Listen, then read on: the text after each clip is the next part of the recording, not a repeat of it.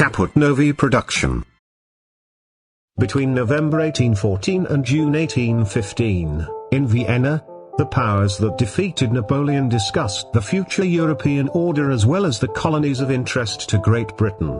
Specifically, the Congress set itself the objective of providing a territorial and political arrangement for three areas of general interest: Italy, Poland and Germany. During the diplomatic discussion, the work was disturbed, but not interrupted by Napoleon's return to France from exile on the island of Elba. So much so that the ratification of the treaties took place in June 1815, a few days before the final defeat of Bonaparte by Wellington at Waterloo, who left Vienna for the occasion. Protagonists of the Congress were: Austria was represented by Prince Clemens von Metternich, Prussia was represented by Karl August von Hardenberg, Russia was represented personally by Tsar Alexander I, Great Britain was represented by Lord Castlereagh and since February to June by Lord Wellington, France, represented by the Minister of Foreign Affairs Talleyrand, was also admitted to the negotiating table, since in April 1814 Louis XVIII was installed on the throne and brother of the guillotine Louis XVI. Prince Talleyrand is a fairly controversial figure in French history, depending on the fact that he served three regimes before the Restoration: the monarchy of Louis XVI, the French Revolution and Napoleon's empire. His Chameleonism shows formidable political intelligence. He was phenomenal in convincing the coalition powers to let France participate in the Congress of Vienna. He showed all his brilliance by convincing the victorious powers that France was a victim of the revolution, suffering its product, the Napoleonic Empire. However, France's participation responded to one of the key principles of the Congress of Vienna: legitimacy. The Bourbon sovereign was considered legitimate and with the right to rule over the restored France within the borders foreseen in 1791, that is before the beginning of the Revolutionary War campaigns.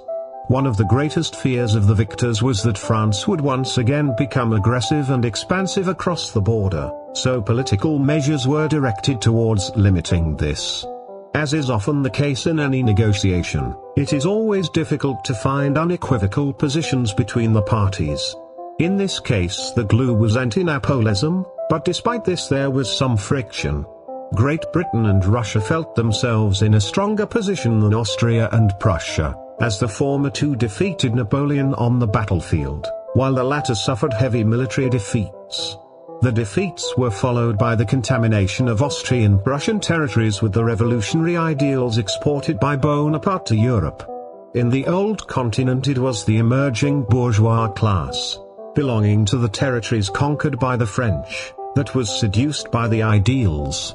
The principles of constitutionality and nationality spread, which for the sovereign restorers were models to be erased. The Revolution and the restorers' design had two clearly opposed visions of legitimation of state power. The Revolution identified the state with forms of government legitimized by popular sovereignty.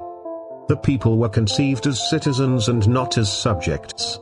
The principle of legitimacy that was proposed in Vienna was to restore the inheritance of the throne by divine right.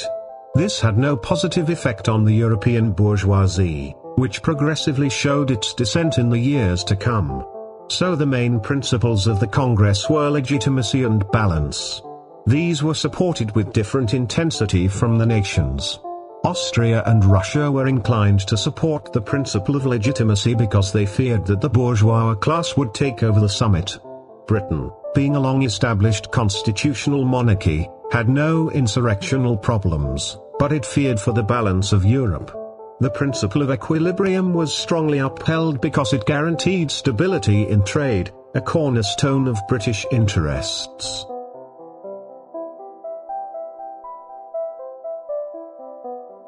As mentioned above, the Congress of Vienna dealt with the spatial arrangement of three crucial areas: Italy, Poland, Germany. Starting from Italy, Austria was the undisputed dominating power of the peninsula. In particular in Lombardy Venetia it exercised a form of direct government with two viceroys, respectively based in Milan and Venice, which the latter did not obtain its independence. The Kingdom of Sardinia maintained its autonomy and resisted Metternich's pressure to absorb the small kingdom into the Viennese orbit. In the Duchy of Parma and Piacenza, Maria Luisa of Habsburg and Napoleon's second wife was settled. After her death, the Bourbons of Parma were integrated into the Kingdom of Lucca. This allowed Leopold II, Grand Duke of Tuscany, to incorporate Lucca into the Grand Duchy in 1847. The Duchy of Modena and Reggio was attributed to Francesco IV of Asburgo-Este. The Papal State was restored under the management of Pius VII. The Kingdom of the Two Sicilies was returned to the Bourbons under the leadership of King Ferdinand. Sicily lost its autonomy, and this was the prelude to subsequent revolts. Moreover, Naples was bound by treaties to the policies of Vienna. Poland was a territory mainly disputed by Russia and Prussia. The Grand Duchy of Warsaw was born, akin to the politics of Tsar Alexander.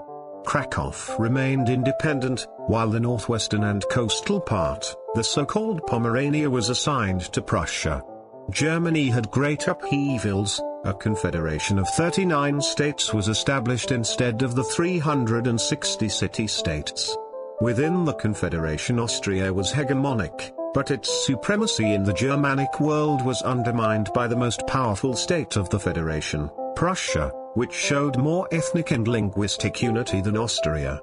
In addition to the reorganization of these geographical areas, there were other allocations. Bessarabia and Finland to Russia. Prussia obtained the Rhineland and Saxony. Austria was assigned Galicia and Lodomira. Great Britain came out as the power that had the most interest in the balance of Europe, but outside the continent it strengthened itself by acquiring the former French colonies of the West Indies and territories that belonged to former allied states of France, thus acquiring South Africa and the Cape of Good Hope from the Netherlands. Lord Castlereagh, the British Foreign Minister, an Irish nobleman who had been instructed to put the British territories outside Europe on the balance of negotiations in order to take advantage of Europe. But he did not follow this instruction, perceiving that the other states had not realized the importance of the colonies. This skillful move would allow Great Britain to remain the greatest colonial power until the end of the Second World War. It also strengthened its dominion over the seas, with the Helgoland archipelago in the North Sea and Malta in the Mediterranean. Denmark was entrusted with the duchies of Schleswig and Holstein. The powers of the Restoration formed alliances in order to ensure the maintenance of stability in Europe. In September 1815 the Holy Alliance was signed at the behest of Tsar Alexander, to which they adhered, Russia, Austria, Prussia. Its aim was to defend divine right in the legitimation of kings and Christian values in European political life. Great Britain was not enthusiastic about the ideology that inspired this alliance and therefore did not join it. For this reason the most secular fourfold alliance was signed in November 1815, Great Britain, Austria, Prussia, Russia. They committed themselves to maintaining political stability in Europe. This maintained the nuances of the anti-Napoleonic coalition, which is why it took on an anti-French significance. In spite of this, in 1818, Louis XVIII's France joined because it approved an aristocratic constitution as well as repressing pro-revolutionary demonstrations. After joining the Quadruple Alliance of France, the powers began to adhere to periodic congresses. The Second Congress was held in Troppau at the end of 1820, where revolts broke out in Sicily. Austria, Russia and Prussia agreed to intervene in the internal affairs of other states in the event of revolutionary uprisings. Great Britain did not like this and saw the principle of balance undermined by Austrian expansionism. Not to be forgotten, the Kingdom of the Two Sicilies followed the logic of Vienna. In 1821 a new congress was held in Ljubljana, which was an update of the second one. In 1822 another congress was held in Verona with the aim of discussing the revolts in Spain and Greece. One of the most important decisions taken by the great powers was Louis XVIII's mandate to France to intervene to repress the constitutional government of Madrid and restore the absolute government of King Ferdinand VII of Bourbon. Therefore, trust was entrusted to France. The greatest friction manifested itself on the Greek question. Prussia and Austria supported the Ottoman Empire in order to repress independence. Russia, France and Great Britain supported the cause of independence. This was the last of the congresses because friction was forming between the powers.